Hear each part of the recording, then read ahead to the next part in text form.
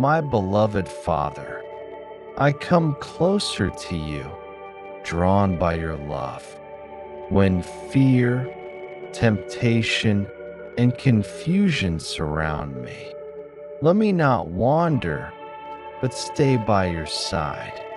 You are not distant, you are my Savior, my good shepherd who knows me by name.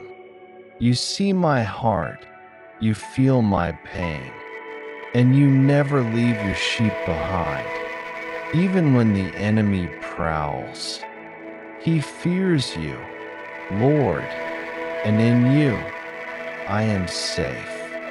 My strength is not in myself, but in your closeness. The nearer I am to you, the further I am from danger. Though the enemy may circle, he cannot touch what belongs to you. Keep me near, Lord. Keep me safe. Amen.